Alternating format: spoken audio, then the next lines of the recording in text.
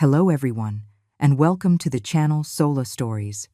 My son brought me to his beautiful suburban house to live out my retirement. But one night, while taking a shower, I overheard a conversation between him and his wife that sent a chill down my spine. By dawn, I was on a bus heading back to the city. "Mom, it's just not safe for you to live alone anymore," my son, Ethan, said, holding my hand. "Please, move in with us. We have a caregiver who can look after you." "Really?" I asked, my 65-year-old eyes glistening with tears. "You're sure an old woman like me won't be in the way?" My daughter-in-law, Olivia, shook her head emphatically. "Of course not, Mom. We've been wanting to ask you for a while. Ethan has already set up a room just for you." In that moment, I felt a profound sense of security for my future. But just 7 days later, on a quiet evening, as I stood behind the bathroom door listening to their hushed conversation, my entire world turned to ice. The autumn sunlight streamed through the curtains of my old apartment, casting long shadows across the room as I stirred a simple bowl of oatmeal in the kitchen. Since my husband passed away 3 years ago, this quiet breakfast had become my daily ritual. Life alone was peaceful, but an undeniable loneliness had settled in. Suddenly, a series of urgent knocks echoed from the front door. I put down my spoon and shuffled over to the peephole. It was my son, Ethan, and his wife, Olivia. "Mom, you've gotten so thin," Ethan said the moment he stepped inside, wrapping me in a tight hug, his eyes filled with concern. I patted his back, a warmth spreading through my chest. Since he'd started his own family and career, his visits had become less frequent, always rushed. Seeing him and Olivia show up unannounced like this made me genuinely happy. I'm fine. This old body is still holding up," I chuckled. "Come in, sit down. Let me make you some coffee." "Don't trouble yourself, Mom," Olivia said, gently guiding me to the armchair. "We came here today because there's something important we need to discuss with you." Ethan sat down beside me, his expression serious. "Mom, Olivia and I have talked this over for a long time, and we don't think it's safe for you to live here alone anymore. This building is over 20 years old, the wiring is shot, and there are no security cameras in the hallways. You're getting older, and if something were to happen, we wouldn't even know." I paused, looking around the familiar space. It was old, sure, but after so many years, it was home. "I think I'm doing okay," I said, a little hesitant. "I can still manage my own groceries and cooking without any trouble." Olivia jumped in. "Mom, you don't understand. Just the other day, an elderly woman in our neighborhood fell in her home and wasn't found for 3 days. The thought of that happening to you, it terrifies us." "That's enough," Ethan interrupted her gently. "Mom, we want you to come live with us. Our house is big. We've already prepared a south-facing bedroom for you with its own private bathroom. We've also hired a caregiver, a woman named Linda, to help with your meals and daily needs." My eyes lit up. My son was successful. He'd bought a large house in a gated community a few years back. I had only seen it once, but it was truly impressive. The dream of living with my son and his family was something I had held onto for a long time. "Are you sure you want me there?" I asked, my voice trembling slightly. "What are you saying, Mom?" Ethan squeezed my hand. "You're my mother. Taking care of you is my responsibility. I've been so busy with work these past few years, and I feel guilty for not being there for you more. Now that my career is stable, I finally have the chance to spend more time with you." Olivia nodded in agreement. "He's right, Mom. We should have done this ages ago. We worry about you being alone here. We lose sleep over it every night." Listening to them, I was so moved I could feel tears welling up. I reached out a trembling hand and patted my son's cheek, just as I did when he was a little boy. All right. I'll go with you," I agreed with a nod. "When should we do it?" "Tomorrow," Ethan said, his face breaking into a wide grin. "I've already called the movers. All you need to pack are some clothes and your important belongings. We've taken care of everything else." That afternoon, Ethan helped me pack. He was unusually meticulous, asking where all my important documents were, deeds, bank statements, and so on, saying he didn't want anything to get lost in the move. I didn't think much of it and told him which drawer held my bank cards, the deed to the apartment, and my savings passbooks. "Mom, You must have saved up a fair amount over the years, haven't you? Ethan asked, his tone casual. Not a huge amount, I said honestly. Just my Social Security checks from over the years, plus a little nest egg your father left behind. Between that and this apartment, it's probably around $1 million. I added, It's all for you anyway. How much does an old woman like me really need? A strange glint flashed in Ethan's eyes, but it vanished as quickly as it appeared. Don't say that, Mom. You need to take care of yourself and live a long, healthy life. We can talk about money later. The most important thing right now is your comfort. I couldn't sleep that night, lying in my old bed. The thought of moving in with my son and his family filled me with anticipation. After years of solitude, that chapter of my life was finally ending. I felt like the luckiest mother in the world. The next morning, the moving truck arrived early. Ethan and Olivia personally supervised the crew, ensuring all my important possessions were packed with care. Watching them bustle around, my heart felt full. Let's go, Mom. Let's go home, Ethan said, helping me into his car. Sitting in my son's luxury sedan, watching the familiar streets of my neighborhood fade into the distance, I felt a mix of emotions. I was sad to leave the home I had lived in for over 2 decades, but the thought of the new life ahead filled me with hope. The car turned into a high-end, gated community. Manicured lawns and lush green trees lined the streets.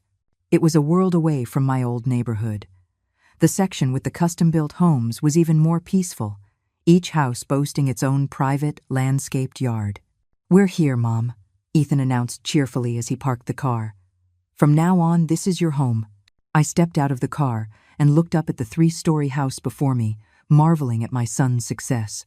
The architecture was modern and grand, and the garden was filled with a vibrant array of flowers, clearly tended to with great care. You've done so well for yourself, Ethan, I said, my voice full of genuine pride. It's all thanks to you, he replied, taking my arm and leading me toward the front door. You taught me to be honest and work hard, and that's how I got to where I am today. The front door opened into a spacious, light-filled living room. The decor was elegant, with a crystal chandelier and plush leather sofas. Everything felt so opulent. I found myself walking carefully, afraid I might scuff or break something. Mom, please, relax. This is your home now, Olivia said, noticing my unease. Come on, let me show you to your room. My room was on the 2nd floor, in the southeast corner of the house. It was bright and sunny, with its own private bathroom and a small balcony. The bed was new, dressed in fresh linens. It was obvious they had put a lot of thought into it. What do you think? Do you like it? Ethan asked, his eyes full of expectation. It's wonderful, just wonderful, I said, my eyes misting over. You've both been so thoughtful. Just then, a middle-aged woman in a clean apron knocked on the open door. She had a kind face. Mrs. Miller, my name is Linda, she said with a warm smile. I'll be the one taking care of your meals and helping you around the house. Hello, Linda. It's a pleasure to meet you. Thank you for your help, I said, quickly getting up to shake her hand. It's no trouble at all. It's my job, she said. Please, if you need anything, don't hesitate to ask. I'll do my best to take good care of you. Ethan added, Linda has years of experience caring for seniors and comes with excellent references. With her here, we won't have to worry. After I was settled, the whole family gathered in the living room. Ethan asked about my daily routines, what time I woke up, what foods I liked, if I had any dietary restrictions. Olivia jotted everything down in a notebook to give to Linda. Mom, from now on, you just relax and make yourself at home, Ethan said. My work keeps me busy, but I'll make sure to spend more time with you. Olivia is usually home, so you can always go to her if you need anything. That evening, Linda prepared a feast for dinner. Roast chicken, mashed potatoes, and green beans, all of my favorites. We sat around the dining table, a happy family. Eat up, Mom. Linda is a fantastic cook, Olivia said, placing another piece of chicken on my plate. She certainly is. This is much better than what I make for myself, I said, eating with great satisfaction. You've all been so good to me. After dinner, Ethan and I took a walk in the garden. It was quiet under the night sky, the air much fresher than back in the city. So, what do you think of the place, Mom? He asked. It's perfect. Absolutely perfect, I replied, patting his hand.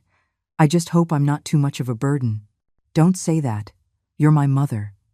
It's only right that I take care of you, Ethan said. Just settle in and treat this place like your own home. Later, lying in my new bed on the soft mattress, wrapped in the comfortable duvet, I felt a deep sense of peace. The neighborhood was silent, a stark contrast to the constant city noise I was used to. It was the perfect place to retire.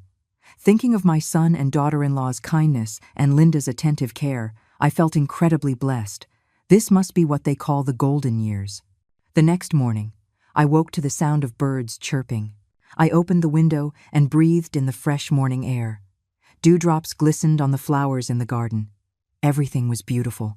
Linda had already made breakfast: oatmeal, a boiled egg, pickles, and fresh soy milk. I ate with a hearty appetite, feeling better than I had in years. Take your time, Mrs. Miller, there's no rush, Linda said kindly. Just let me know if you need anything at all. In the morning, Olivia sat with me in the living room and we watched television. The massive screen was a huge improvement over my old set, with crystal clear picture and hundreds of channels. Mom, if you get bored, feel free to take a walk in the garden, or I can take you for a walk around the neighborhood, Olivia offered. The air is great here, and it's perfect for getting some exercise. That's very kind of you, but you go on with your day. Don't worry about me, I said.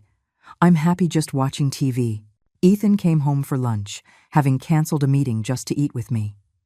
The three of us enjoyed another pleasant meal together. This was the life I had always dreamed of. In the afternoon, Linda took me for a stroll around the community. It was a beautiful place, with pristine landscaping, clean air, and a dedicated activity area for seniors. A few men were playing chess and greeted me warmly when I approached. You must be new here, one of them said. Yes, just moved in, I replied with a smile. It's a great place. You'll like it, the man said. Come join us for a game sometime. I returned home in high spirits. How could I not be content, living in such a wonderful place, with a caring son and daughter-in-law looking after me? That evening, we all watched television together. Ethan sat beside me, making small talk, while Olivia knitted nearby, chiming in occasionally. The warm family atmosphere was something I had missed dearly. Are you settling in all right, Mom? Ethan asked. I'm doing great, better than I could have ever imagined, I said sincerely. With you two taking care of me, I feel like the luckiest old woman in the world. Hearing this, Ethan and Olivia exchanged a quick glance. A strange, unreadable expression flickered in their eyes. On the third day at the house, I started noticing small, subtle things that felt off, though I didn't think much of them at the time. That morning, Ethan was on the phone in his study, his voice low and hushed. As I walked past the door, I overheard him say something about the old woman's situation and that things were pretty much going according to plan. I paused, trying to hear more, but Ethan suddenly opened the door. Oh, Mom, there you are, he said, looking slightly startled. I was just on a work call. Sorry, just passing by, I said with a smile. You carry on, don't mind me. Though a seed of doubt was planted, I dismissed it. My son had a demanding job. Business calls were normal. On the fourth day, a few strangers came to the house. Ethan introduced them as business partners, there to discuss a project, but I noticed the way they looked at me. It was an odd, appraising gaze, as if they were sizing me up, evaluating an asset. Mrs. Miller seems to be in excellent health, one of the men commented, his eyes scanning me from head to toe. Yes, my mom's always been strong, Ethan replied, but his voice sounded a bit strained. The men didn't stay long, but a sense of unease lingered. Their stares felt less like a greeting and more like an inspection. On the fifth day, I mentioned that I wanted to go back to my old apartment to pick up a few things I'd left behind. Mom, what do you need? I can go get it for you, Ethan immediately offered. I'd just like to go and check on the place, I said. I haven't been back in a few days. Want to make sure everything's okay. Don't worry about that. I've already arranged for someone to check on it periodically, Ethan said. You're just getting used to the new environment here. It's probably not a good idea for you to be going back and forth. Just tell me what you need, and I'll grab it. Olivia chimed in. He's right, Mom. The apartment is empty and cold now. It'll just make you sad to see it. Ethan and I can get whatever you need. I found their insistence strange, but seeing their apparent concern, I didn't push the issue. On the 6th day, I happened to overhear Linda on the phone in the kitchen. "How is the old woman's condition?" "She's in good health, mentally sharp. Her Social Security is over $3,000 a month, and she should have a lot in savings." Hearing this sent a jolt through me. Why was Linda discussing my financial situation with someone else? Was that part of a caregiver's job? I crept closer to the kitchen doorway, trying to hear more. "The apartment is worth a lot, good location. The old woman said she has around $1 million. When do we make the move? Wait a few more days?" A cold dread washed over me. Who was she talking to? Why was she asking about my assets? What did she mean? When do we make the move? Just as I leaned in closer, Linda turned and saw me standing in the doorway. "Mrs. Miller, how long have you been standing there?" she asked, flustered, quickly hanging up the phone. "I just got here," I said, trying to keep my voice steady. "I was going to ask what's for lunch." "Oh, I'm working on it right now. Why don't you go rest in the living room? It'll be ready soon," Linda said, her smile looking forced. I walked back to the living room, my mind reeling. Linda's phone call was deeply suspicious, and her panicked reaction confirmed it. That afternoon, I tried to casually ask Linda a few questions. "Linda, have you cared for many seniors?" "Oh, yes. I've been in this line of work for several years," she answered, but her eyes avoided mine. "And how are the other people you've cared for doing now?" I pressed. Linda hesitated for a moment. "Well, some have passed away. Others have moved into nursing homes." "I see," I nodded, my suspicions growing stronger. That evening, Ethan brought up my finances again. "Mom, where do you keep all your savings passbooks?" he asked. "I'm worried they aren't safe at the old apartment. Maybe you should bring them here, and I can keep them safe for you." "They're fine where they are. It's perfectly safe," I said, testing the waters. "But no one is living there now. What if a burglar breaks in?" Ethan insisted, feigning concern. "Just give me the pins, and I can go to the bank and check that everything is in order." Alarm bells screamed in my head. Why this sudden, intense interest in my bank accounts and passwords? All the strange occurrences of the past few days began to connect into a disturbing pattern. "No, that's all right. I can handle my own affairs," I said, politely declining his offer. A flash of annoyance crossed Ethan's face before he masked it with a smile. "Okay, Mom. I was just trying to help, but you're right. They're your affairs. You're in charge." That night, I tossed and turned in bed, unable to sleep. The events of the week played over and over in my mind. Ethan's secretive phone calls, the stranger's weird stares, Linda's conversation about my assets, their refusal to let me visit my apartment, and now the questions about my bank passwords. Each incident could perhaps be explained away on its own, but together they formed a chilling picture. Was it possible that my son's invitation to live with him wasn't an act of love? I didn't want to believe it, but the doubt was a heavy weight in my chest. I decided I had to be more vigilant. I had to find out what was really going on. On the 7th day, Ethan suddenly suggested taking me for a physical at the hospital. "Mom, at your age, you should have regular checkups," he said. "I've made an appointment at the best hospital in the city for a full workup today. My health is fine. I don't think I need one," I said, reluctant to go. "You can't be too careful," Olivia insisted. "An ounce of prevention is worth a pound of cure. It's best to get checked out, so if there is a problem, we can catch it early." "Exactly, Mom. We're spending this money to make sure you stay healthy for a long time," Ethan pressed. "Besides, I already made the appointment, and it's with a top specialist. It was hard to get. Seeing how insistent they were, I finally agreed. But my guard was up. I decided to pay close attention to every detail of the visit. At the hospital, Ethan led me directly to a private clinic area. The doctor, a man in his 50s named Dr. Evans, greeted us. "Mrs. Miller, I understand you've recently moved into a new home," he began. "Yes, I'm living with my son now," I replied. "And how are you adjusting? Any trouble sleeping, memory loss, or mood swings?" Dr. Evans's questions seemed strangely specific. "I feel fine. I'm sleeping well, and my memory is as sharp as ever," I answered truthfully. Dr. Evans exchanged a brief, knowing look with Ethan before scribbling something on my chart. It's common for seniors to experience some psychological and physiological difficulties when they change environments, the doctor said. We'll need to run a few tests, particularly a neurological and cognitive assessment. The tests that followed were bizarre. Beyond the standard blood pressure and EKG, the focus was almost entirely on psychiatric evaluations. They had me do memory tests, reaction time exercises, and asked a barrage of questions about my emotional state and cognitive abilities. "Mrs. Miller, have you felt like your memory isn't what it used to be?" a younger doctor asked. "Not at all. My memory has always been excellent," I replied. "Can you recall what you had for dinner last night?" "Roast chicken, mashed potatoes, and green beans," I answered clearly. The young doctor glanced at Ethan before making a note on his clipboard. "Have you experienced any emotional instability? Do you find yourself forgetting things that just happened?"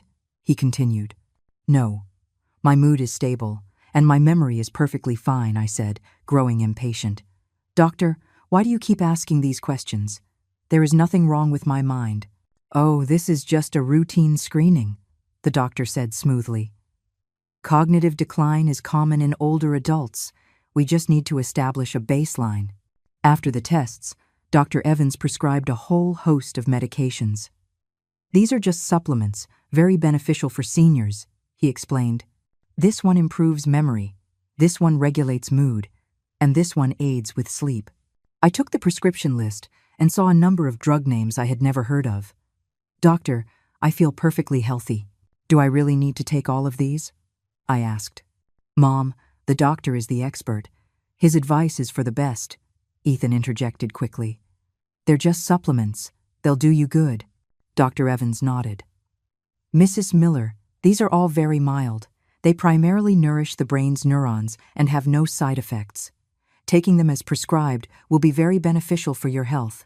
When we got home, Linda took the bags of medication and carefully read the labels. "Of Mrs. Miller, I'll help you manage these," she said. "Some need to be taken before meals, some after. I'll keep track of the schedule for you." That night at dinner, Linda brought me a glass of warm water and a small handful of pills. "Time for your medicine, Mrs. Miller," she said. I looked at the pills. They were all small, white, and completely unmarked. That struck me as odd. Prescription medications always have identifying marks.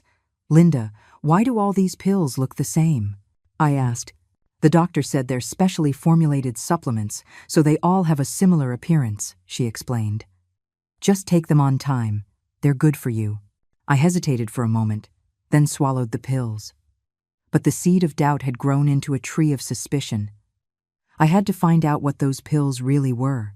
The next day, while Linda was out grocery shopping, I snuck a look at the medication packages. I was horrified to discover that some of the bottles, labeled as supplements, were actually psychotropic drugs. Others had no labels at all. I grabbed my phone to look up the names of the drugs, but I realized the signal in my room was incredibly weak. I couldn't get an internet connection. That was strange. My phone always worked perfectly in the living room. I walked out to the living room, and the signal bars immediately jumped to full. I quickly typed in the name of one of the drugs. The search results made my blood run cold. It was a medication used to treat severe mental illness, and long-term use was known to impair memory and judgment. A wave of fear washed over me. These were not supplements. They were powerful, mind-altering drugs. Why were they giving them to me? What was their goal? I forced myself to stay calm and think through the situation. Everything that had happened since I moved in, the questions about my assets, their refusal to let me go home, the sham physical, the mysterious pills, it all pointed to a terrifying conclusion. Still, a part of me refused to believe it. This was my own son. Surely there had to be some other explanation. That evening, when Linda brought me the pills, I pretended to put them in my mouth. I palmed them, hiding them under my tongue, and after she left, I spit them out and hid them away. For the next few days, I continued this charade, pretending to take the medicine while secretly hoarding the pills. I needed to keep my mind clear to figure out what was happening. On the third day, I noticed Ethan and Olivia whispering to each other frequently, immediately stopping whenever I entered the room. Once, I overheard Olivia say something like, The effects aren't very noticeable. Maybe we need to increase the dosage. That confirmed it. The pills were part of their plan. They wanted to drug me, to cloud my mind. But for what purpose? The answer began to crystallize on the fourth night. I decided to take a risk. I needed to know exactly what was in those pills. Late that night, after everyone had gone to bed, I tiptoed to Linda's room. A faint light shone from under the door, and I could hear quiet voices inside. "How's the old woman doing lately?" a man's voice asked. "She's still too lucid. It's like the medication isn't working," Linda replied. "Do you think she's not taking it?" "Impossible. You've been watching her take it every time," the man said. "Maybe we need to start adding it directly to her food. It's more reliable." "Won't she notice?" Linda asked, sounding worried. "No, this stuff is colorless and tasteless. A little bit in her oatmeal and she'll never know," the man said. "Start tomorrow. We can up the dose a little too." "All right, I will," Linda agreed. They're getting impatient. They said this needs to be wrapped up soon. Then I heard something that made my blood freeze. "Tell them to wait a few more days," the man's voice said. "Once the old woman's mind is completely gone, we can make our move. She'll sign any document we put in front of her and won't remember a thing afterward." Listening to this, I felt like I was encased in ice. They were going to drug my food to make me mentally incompetent so they could force me to sign over my assets. I crept back to my room, my heart pounding with a mixture of rage and despair. My own son was plotting to do this to me. For money, they were willing to turn their own mother into a mindless shell of a woman. The next morning, I watched Linda's every move. While she was making my oatmeal, I saw her stir in a fine white powder. "Breakfast is ready, Mrs. Miller," she said, setting a steaming bowl in front of me. "Thank you, Linda," I said, picking up the bowl and pretending to take a bite. "This oatmeal smells especially good today." "Does it?" "Maybe it's the pinch of cinnamon I added," she said with a smile, though her eyes darted nervously. When Linda turned her back for a moment, I quickly dumped the oatmeal into a nearby potted plant. I then acted as if I had eaten it all. "Linda, your cooking is wonderful. That was delicious." "I'm glad you liked it," she said, a look of satisfaction on her face when she saw the empty bowl. I continued this routine for the next few days, pretending to eat and drink normally while avoiding anything that could have been drugged. I was starting to feel weak from hunger, but I had to stay sharp. At the same time, I kept a close watch on their activities. I noticed Ethan was often out late at night, returning with folders full of documents. One time, I heard him on the phone in his study. "Just a few more days. The old woman is still too sharp. Are the papers ready? What did the hospital say?" These fragments allowed me to piece together the full scope of their conspiracy. They were going to use drugs to render me mentally incompetent, then use that as legal grounds to seize my property. Dr. Evans was clearly in on it and would provide a fraudulent psychiatric evaluation to back them up. The realization hit me like a physical blow. For $1 million, they were willing to have their own mother legally declared mentally unfit. But I refused to despair. I decided to fight back. If they wanted to play dirty, I would beat them at their own game. On the fifth night, I faked a dizzy spell and collapsed in the living room. "Mom, what's wrong?" Ethan and Olivia rushed to my side. I feel dizzy," I mumbled, acting confused. My legs just gave out. "Linda, call the doctor," Olivia shouted. No, I waved my hand weakly. "It's probably just my old age. I just need to rest." Ethan and Olivia exchanged a look, and I saw a flicker of excitement in their eyes. They thought the drugs were finally working. "Mom, are you sure you don't want to go to the hospital?" Ethan asked, with false concern. "No, I just want to lie down. I think I'm just tired."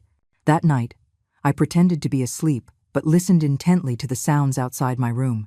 Sure enough, I heard Ethan and Olivia talking quietly in the living room. "It looks like the medicine is finally kicking in," Olivia said. She was much slower and more confused today. "A few more days," Ethan replied. "Once she's completely gone, we'll make our move. I'll call Davies, the lawyer, tomorrow and tell him to get the final documents ready." "Is everything set with the hospital?" Olivia asked. "All taken care of." Dr. Evans said he can produce the psychiatric evaluation report whenever we give the word. The whole process will be completely legal. Hearing this confirmed my worst fears. They were going to use a fake mental competency report to steal everything from me, and they had planned it so meticulously that it would appear perfectly legal. It was an elaborate trap, and I was the prey, but I wasn't helpless. I decided to play along, to let them think their plan was succeeding, and then, at the critical moment, I would strike. On the 6th day, I deepened the act. I was more forgetful, more clumsy. I spilled soup at dinner, spoke in rambling, nonsensical sentences, and walked with an unsteady gait. Ethan and Olivia were thrilled. They became less cautious in their conversations, believing I could no longer understand them. "The lawyer, Mr. Davies, is coming tomorrow," Ethan said. "He's bringing all the papers, the property transfer agreement, and the application for change of guardianship." "And the hospital?" Olivia asked. "Of course. Dr. Evans will issue the official psychiatric report tomorrow, certifying that the old woman has lost the capacity to make her own decisions," Ethan said with a smug grin. "At that point, we become her legal guardians. We can manage all her assets on her behalf. The apartment, the savings, everything will be transferred to our names, and it will all be perfectly legal, signed, and approved by her." Hearing this, I clenched my fists. They weren't just stealing my money. They were stripping me of my legal rights, my very personhood. It was a fate worse than death. But it wasn't time to reveal my hand. I would wait for the perfect moment to expose their entire scheme. On the evening of the 7th day, I knew the final act was about to begin. Based on everything I'd gathered, tomorrow was the day. After dinner, I pretended to be even more confused than before. I held the television remote upside down, pointing it at the wall and pressing buttons. "Mom, you have to point the remote at the TV," Ethan said, his voice laced with patronizing patience. "TV? What TV?" I asked, looking around with a vacant expression. "I'm looking for my husband. Have you seen him?" Ethan and Olivia shared a satisfied look. This was exactly what they wanted. "I need to take a shower," I announced abruptly. "I feel sticky." "Okay, Mom. You go take a shower. We'll wait for you out here," Olivia said. I shuffled unsteadily toward the bathroom, closed the door, and turned on the faucet, letting the water run to create the sound of a shower. In reality, I pressed my ear to the door, listening through the small crack. As I expected, a few minutes later, the doorbell rang. "Mr. Davies, welcome," I heard Ethan say. "Did you bring everything?" Olivia asked. "It's all right here," a stranger's voice replied. "The power of attorney, the property transfer agreement, the guardianship application, and the hospital's psychiatric evaluation." My heart hammered against my ribs. This was it. "What's the old woman's condition?" the lawyer asked. "Perfect. The drugs are working beautifully," Ethan said excitedly. "She's been forgetting things all day. A minute ago, she was asking where her dead husband was. She's completely out of it." "Excellent. That makes things simple," Mr. Davies said. "Here's the 3-step plan. First, we have her sign the power of attorney, authorizing you to handle her finances. Second, we use the hospital's evaluation to file for guardianship.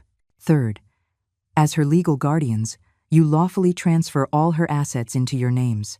"Are you sure there won't be any legal trouble?" Olivia asked nervously. "None at all. The process is completely airtight. The psychiatric evaluation is official, her signature will be genuine, and we are following all legal procedures." "And the $1 million? Ethan asked eagerly. "The deed to the apartment can be transferred today. The bank funds can be moved tomorrow," the lawyer replied. "How long has she been on the medication?" "1 week," Linda's voice chimed in. "We've been adding it to her food every day, increasing the dosage. She's almost completely incoherent now." "Perfect," the lawyer said. "The great thing about this drug is that it wipes out short-term memory but leaves basic motor skills intact. She can still sign her name, but she won't remember doing it a minute later." "That's wonderful," Olivia said. "So even if she somehow becomes lucid later, she won't remember signing anything." Ethan laughed. "That old woman spent her whole life pinching pennies. Now it's our turn to enjoy it. We should have done this years ago. What's the point of her sitting on all that money?" I know, Olivia agreed. She only has a few years left anyway. Better for us to put it to good use than for it to sit in a bank. Hearing my own son and his wife talk about me like that was like a dagger to the heart. And the arrangements with the hospital? The lawyer asked. Dr. Evans has all the paperwork ready, Ethan said. The report is very detailed. It states that my mother is suffering from advanced dementia and has lost all legal capacity. Is this doctor reliable? Don't worry, he's getting a cut. Besides, he's done this sort of thing plenty of times. He knows the drill. I was stunned. This wasn't just my son. This was an organized fraud ring. And Linda? She gets $100,000, as agreed, the lawyer stated. The documents are all ready. Have her sign them first thing in the morning. Once they're signed, we'll file them immediately. We can have everything finalized before noon. I crept away from the door, my mind a chaotic storm. I stood under the running water, but the heat couldn't touch the chilling cold that had settled deep in my bones. Every word I had just heard was a sharp, twisting blade in my heart. I closed my eyes, and tears mixed with the hot water streaming down my face. How did it come to this? They were going to turn me into a living puppet, a tool to sign away my life savings without even knowing it. It was crueler than murder, but beneath the anger, there was an ocean of pain. The water started to grow cold. I turned off the faucet. I had to think. I could storm out there right now and confront them. I could call the police and let the law handle it, but either choice meant completely severing the bond with my son, forever. I remembered my own husband's words to me on his deathbed. Honey, he had said, no matter what happens, always be a woman of dignity. It's better to be poor your whole life than to live without it. Dignity. It was more valuable than any amount of money. I looked at myself in the mirror. I was 65 years old, but my eyes were still clear, and my back was still straight. I was still a woman with dignity. I would not let anyone, not even my own son, turn me into a puppet. A knock came at the door. Mom, are you done in there? It was Ethan. Almost, I called back, my voice surprisingly calm. I got dressed, combed my hair, and checked my expression in the mirror. I couldn't let them see that anything was wrong. I opened the bathroom door and walked into the living room. The lawyer was gone. Ethan and Olivia were on the sofa, watching TV. Mom, you were in there for a long time, Olivia said. The water felt good, I said, then feigned another dizzy spell. I'm feeling a little tired. I think I'll turn in early. Okay, you get some rest, Ethan said. You have a follow-up appointment at the hospital tomorrow, so a good night's sleep will help. I nodded and walked unsteadily to my room. I knew tomorrow was the day everything would come to a head. This would be my last night in this house. Lying in bed, I stared at the ceiling, my mind racing. Should I confront them? Call the police? Or just disappear? Every option had consequences. I had until dawn to decide. At 4 o'clock in the morning, I knew what I had to do. I would outsmart them. I would protect myself, but I would also leave my son a sliver of grace. He was, after all, still my son. Just as the sky began to lighten, I heard footsteps downstairs. Linda was up, preparing breakfast. Today was the day they planned to have me sign the papers. I stayed in bed, pretending to be asleep, until Linda knocked on my door. Mrs. Miller, time for breakfast. What time is it? I groaned, acting as if I had just woken up. My head feels so fuzzy. It's all right. You probably just slept too deeply. I got out of bed slowly, deliberately acting even more sluggish than the day before. Where are my glasses? I know I left them right here, I mumbled to myself. They're on the nightstand, you must have forgotten, Linda said, helping me find them. Oh, right. How could I forget? My memory is getting so bad. Linda seemed pleased. Downstairs, Ethan and Olivia were waiting. How did you sleep, Mom? Ethan asked. Okay, I guess. But I feel a little dizzy. Do you think I'm getting sick? It's probably just your blood pressure. We'll have the doctor check it when we go to the hospital later, Olivia said. Linda brought me a bowl of oatmeal. I leaned over and sniffed it. There it was, a faint, bitter undertone. They had drugged it again. This oatmeal tastes a little bitter today, I remarked casually. Bitter? I don't think so. I probably added some healthy herbs to it, Linda said. I nodded and pretended to lift the bowl to my lips. But in a sudden, seemingly clumsy movement, my hand slipped and the bowl crashed onto the table, spilling oatmeal everywhere. Oh dear. I am so sorry, I cried. Look at how clumsy I've become. I can't even hold a bowl steady. Ethan and Olivia exchanged a look of sheer delight. It's okay, Mom. I'll get you another bowl, Linda said, rushing to the kitchen. No, thank you. I'm not hungry, I said, waving my hand. I think I want to go back to the old apartment. The apartment? Ethan was taken aback. Mom, you're not feeling well. You should rest here. I just feel like I've forgotten something important there. An insurance policy. Yes, that's it. I remember a very important insurance policy, but I can't for the life of me remember which drawer I put it in. The words insurance policy immediately piqued Ethan's interest. What kind of policy? He asked. A life insurance policy, I think. You're the beneficiary. It's for a large amount. I can't recall how much, I said, pretending to rack my brain. Ethan's eyes lit up. They had only investigated my bank accounts and property. They had no idea about an insurance policy. Mom, are you sure about this? Olivia asked eagerly. I'm not certain. My mind is so foggy. But maybe if I go back and look around, it will come to me. What if it's real? Ethan hesitated. Their plan was to get my signature today. This was an unexpected complication, but the prospect of a large, unknown insurance payout was too tempting to ignore. I'll go with you, he offered. No. Having you young people there will just make me more flustered. I won't be able to think straight. Let me go alone. I can take my time and look for it. In the end, greed won out over caution. All right, Mom, go and look, but be back early. We still have that doctor's appointment this afternoon. Ethan called a car and dropped me off in front of my old building. As he watched me shuffle into the lobby, I could see him thinking that today's haul was about to get even bigger. I went upstairs and unlocked the door. The familiar sight of my real home was a comforting relief. The house was a trap. This was my sanctuary. I moved quickly, gathering my most essential items: my ID, social security card, bank cards, passbooks, the apartment's deed, and a few cherished photographs and mementos. Then, I sat down at my desk and wrote a letter. On the envelope, I wrote, "For my son, Ethan." After I finished, I took one last look around the home where I had spent more than 20 years of my life. A family portrait from Ethan's wedding still hung on the wall. Who could have imagined that just a few years later, things would end up like this? I picked up my bag and walked out the door. Downstairs, I hailed a taxi. "The Greyhound station, please." As the car pulled away from the curb, I didn't look back. I knew that this time, I was leaving for good. At 2 o'clock in the afternoon, Ethan called my phone, asking if I'd found the insurance policy. I didn't answer. By 4 o'clock, he was getting worried and drove to the apartment himself. A neighbor, Mrs. Gable, saw him in the hallway.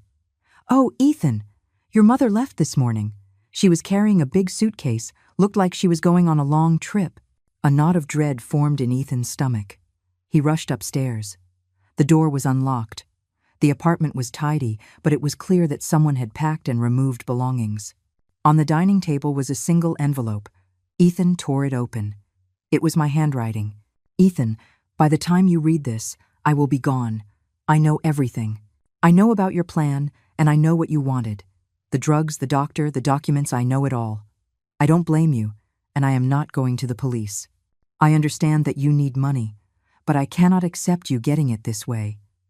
I would rather live out my days alone than be a puppet for someone else's gain. You will get the $1 million eventually, but not like this. Son, I remember you as a little boy. You were so kind, so pure. I don't know what changed you, but I hope one day you can find that person again.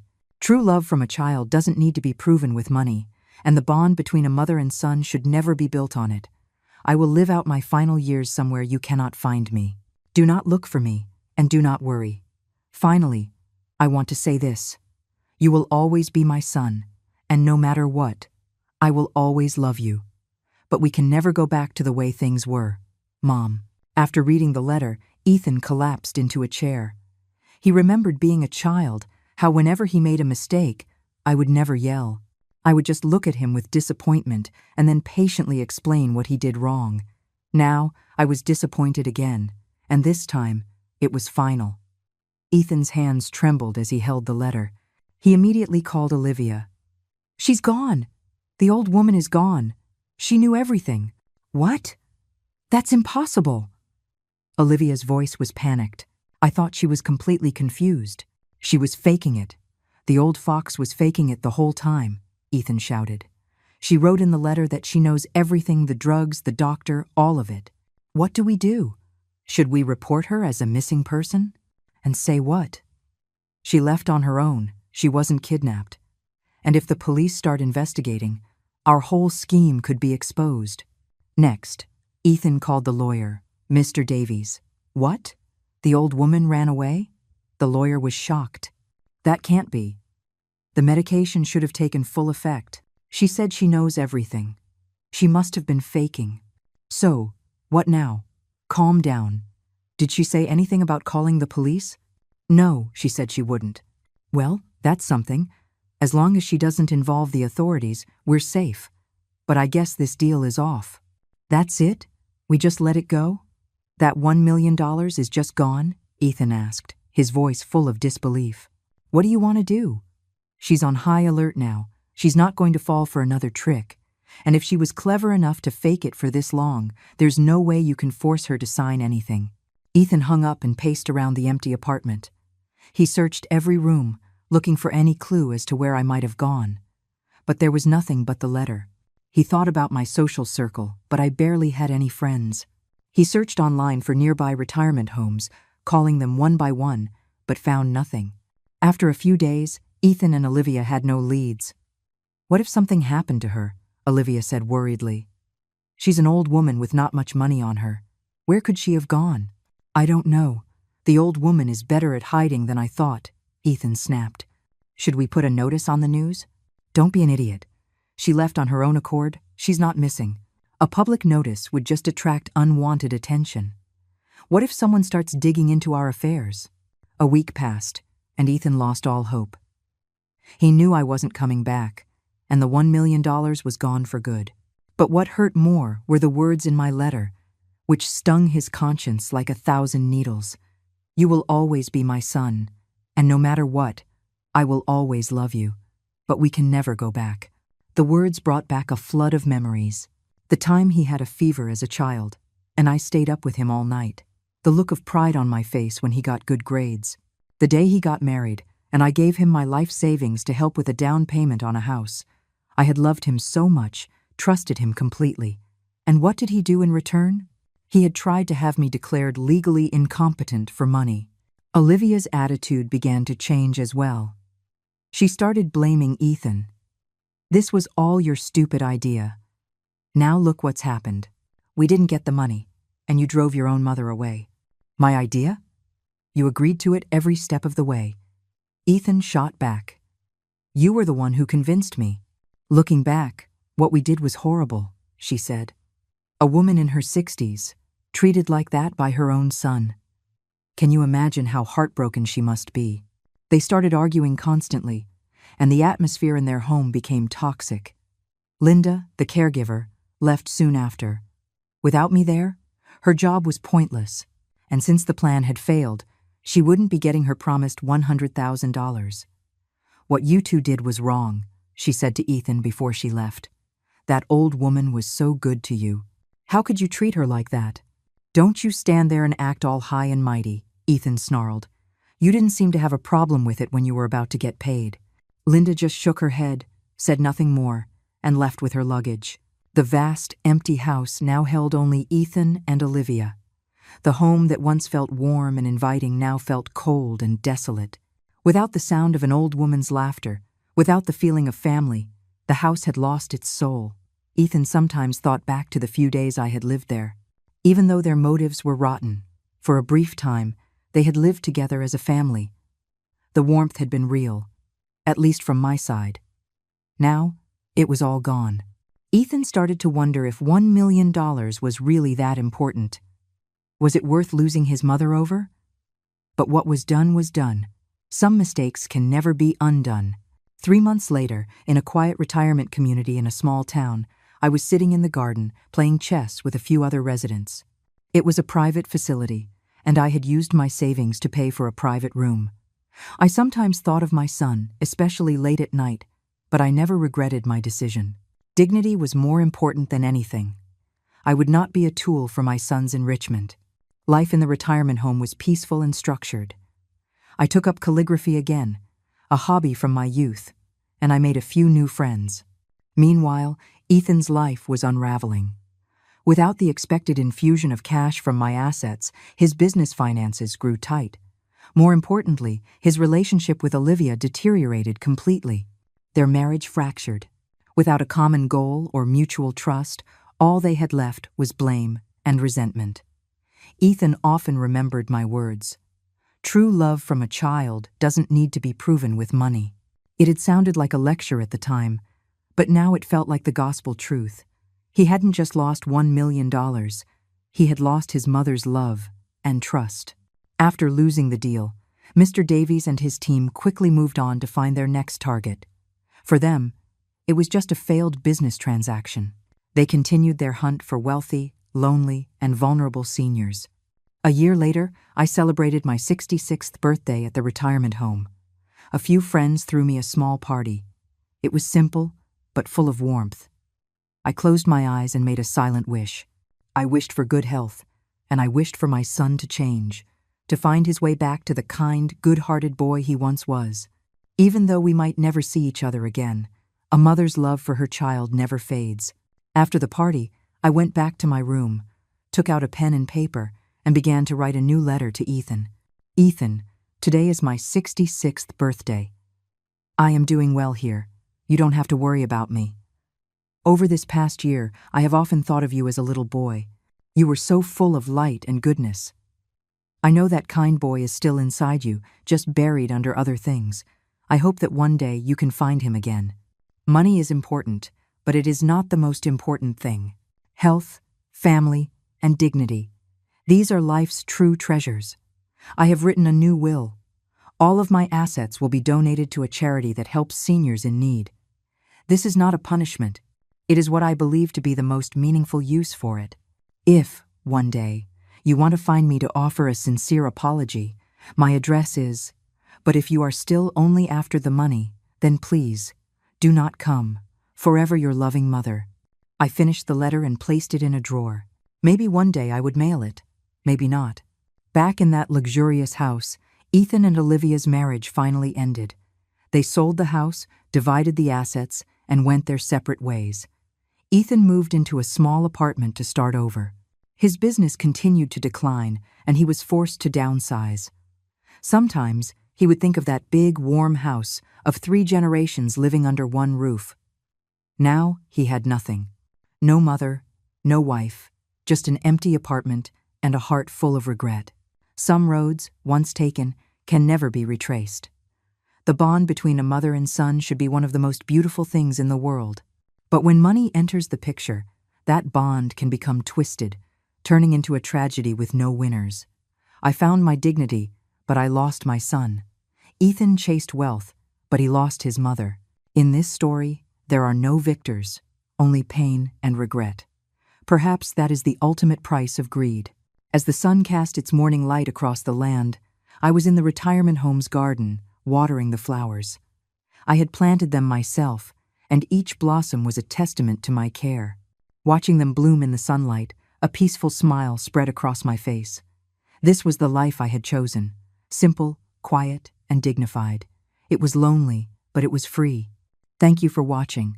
I hope today's story has given you something to reflect on. For those who haven't yet, please don't forget to click subscribe so we can accompany you every day on our journey of growth. We'll see you in the next one.